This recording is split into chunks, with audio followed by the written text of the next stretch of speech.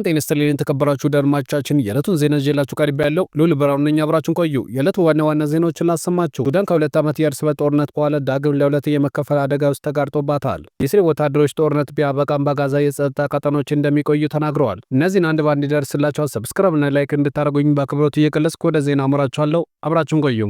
የሱዳን ጦር ሰራዊት ካርቱምን ተቆጣጥሮ መንግስታዊ ስልጣን ለማጠንከር እያጣረበት ባለበት በዚህ ሰዓት ተቀናቃኙ ፈጥኖ ደራሽ ኃይል ቲአይ መንግስት መመስረቱን ይፋ አድርገዋል። ይህ ለሁለት ዓመታት በእርስ በርስ ጦርነት የታመሰችው ሱዳን ደግሞ ለሁለት በመከፈሏ ስጋት ፈጥሮባታል። የአገሪቱ ጦር በአርሴ ቁጥጥር ስር የነበረው ማዕከላዊ አካባቢ መልሶ የተቆጣጠረ ሲሆን የፈጥኖ ደራሽ ኃይል ደግሞ በምዕራብ ዳፈራ ያለው ይዞታ ጠንክሮ ቀጥሏል። አርሴ መቀመጫውን በዳፈራ አድርጎ እውቅና ለማግኘት ጥረት ያደረገው እውቅናም ደግሞ የጦር መሳሪያ ገበያ ላይ ለመሳተፍ የሚረዳ ነው ተብሏል። የአገሪቱ ጦር በአርሴ መሳሪያዎች ለማግኘት እንደ ኢራንና ቱርክና ሳውዲ አረቢያ፣ አረብ ኤሚሬትና ሩሲያ ባሉት ሀገራት ላይ ጥገኛ ናቸው። በጦርነት ውስጥ የውጭ ጣልቃ ገብነት እየጨመረ በመሆኑ የተኩስ አቁም ስምምነት በቅርቡ ይደረሳል ተብሎ አይጠበቅም። በጦርነት የምትታመሰው ሱዳን የእርስ በርስ ጦርነት ከተጀመረ 3ኛ ዓመት ተቆጥሯል። በዚህ ወቅት ሁለት ሀገራት የመሆን አደጋ ላይም ተጋርጦባታል። በጦርነት የምትታመሰው ሱዳን የእርስ በርስ ጦርነት ከተጀመረ 3ኛ ዓመት ተቆጥሯል። በዚህ ወቅት ሁለት ሀገራት የመሆን አደጋ ላይም ተጋርጦባታል። የፈጥኖ ደራሽ ኃይልና አጋሮቹ በዓለም አቀፍ ደረጃ ላይ ከፍተኛ ውገዛ ቢደርስባቸውም በተቆጣጠሩት አካባቢ ላይ ቲአይ መንግስት መመስረታቸውን እንደማውጇል።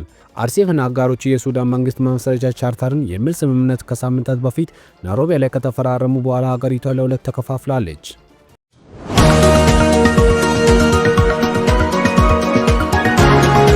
የእስራኤል መከላከያ ሚኒስቴር በጋዛ የሚያካሄደውን ጦርነት ካበቃ በኋላ የሀገሪቱ ወታደሮች ሰፊ ስፍራዎችን በመያዝ በቋቋሙት የጸጥታ ቀጠናዎች እንደሚቆዩ ተናገሩ። አክሎም እስራኤል በጋዛ የምትወስደው ወታደራዊ እርምጃ ጠንክራ ከቀጠለች ከ3 ሳምንታት ወዲህ በቁጥጥር ስር የገቡ የፍልስጤም ግዛቶች 10 በመቶ ጨምረዋል ተብለዋል። የመከላከያ ሚኒስትር ሐማስ ታጋቾችን እንዲለቅ ግፊት ለማድረግ በጋዛ ላይ የተጣለው ሰብአዊ እርዳታ እገዳ እንደሚቀጥል ተናግረዋል። የተባበሩት መንግስታት ድርጅት እስራኤል ወደ ጋዛ ማንኛውም ሰብአዊ እርዳታ እንዳይገቡ ያስቀመጠችውን እገዳ አስከፊ መዘዞች እንደሚኖሩ ተናግረዋል። በጋዛ የሚገኙ የበጎ አድራጎት ድርጅት የአደጋ ጊዜ አስተባባሪ አሚንዳ በጋዛ ውስጥ ጠቅላላ ህዝብ ላይ የደረሰው ውድመትን መፈንቀል በየደቂቃው እያየ ነው ብለዋል። በሐማስ የሚመራው የጤና ሚኒስቴር ጦርነቱን ዳግም ከጀመሩት መጋቢት 18 አንስቶ በጋዛ 1650 በላይ ሰዎች መሞታቸውን አስታውቋል።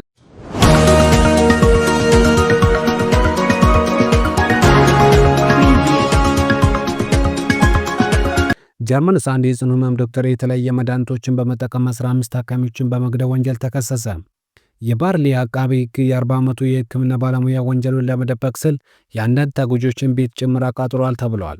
ከአውሮፓውያን መስከረም 21 እስከ ሐምሌ 24 ድረስ ባለው ጊዜያቶች ውስጥ ምንም እንኳን የሟቾቹ ቁጥር እንደሚጨምር አቃቤ ሕጉ ቢያምንም 12 ሴቶችና 3 ወንዶች መሆናቸውን ተናግረዋል።